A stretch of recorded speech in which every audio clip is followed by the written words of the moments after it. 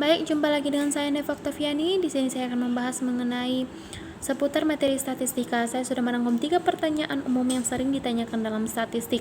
Yang pertama adalah, kenapa uji kenormalan data perlu dilakukan dalam analisis data menggunakan metode parametrik?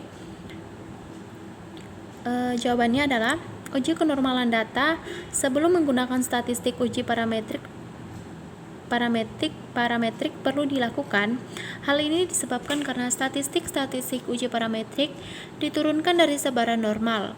Tentu saja data yang akan dianalisis juga harus menyebar normal agar data yang dianalisis relevan dengan alatnya atau statistik uji parametrik. Namun apabila kita menggunakan uji non-parametrik, kita tidak perlu mempertimbangkan mengenai kenormalan data sama sekali. Yang kedua adalah pertanyaan yang kedua, yaitu jika jumlah sampel kurang dari 30, apakah menggunakan uji T, dan sebelumnya apakah menggunakan uji kenormalan? Maka jawabannya adalah, dasar penggunaan uji T bukan dilihat dari banyaknya sampel. Uji T digunakan untuk melakukan uji hipotesis terhadap rata-rata, di mana peneliti atau analisis tidak memiliki informasi sama sekali mengenai ragam atau varians dari populasi. Ingat, bukan ragam sampel, tapi ragam populasi. Kemudian, uji T mengasumsikan bahwa data memiliki sebaran normal. Jadi kalau kita memiliki informasi mengenai nilai dari ragam populasi datanya, maka metode yang tepat adalah uji Z. Kalau ragam populasi nggak diketahui, maka pakai uji T. Tentu saja sebelum melakukan analisis dengan uji T, maka harus melakukan uji kenormalan data. Misalnya, pakai statistik uji Kolmogorov-Smirnov dan lain-lain. Jika data tidak menyebar normal, maka metode yang tepat adalah statistika non-parametrik. Dalam kasus ini misalnya uji median. Pertanyaan yang ketiga adalah, apa bedanya uji satu pihak atau one tail dengan dua pihak atau two tail? Jawabannya adalah,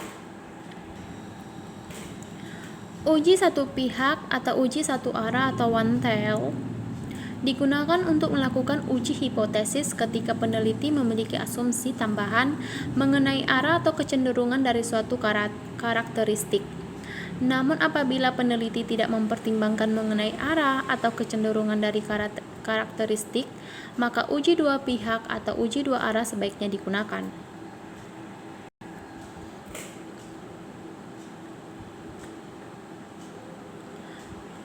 Ilustrasinya misalnya menunjukkan kapan uji satu arah dan dua arah digunakan. Misalnya, ingin diketahui rata-rata IQ mahasiswa Universitas X.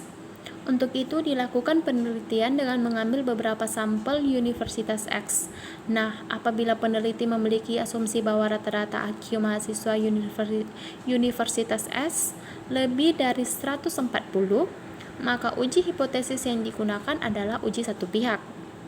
Namun apabila asumsi ini tidak memiliki, dengan kata lain, peneliti tidak tahu apakah rata-rata IQ mahasiswa Universitas X lebih dari 1 atau kurang dari 140, maka akan tepat jika menggunakan uji dua pihak.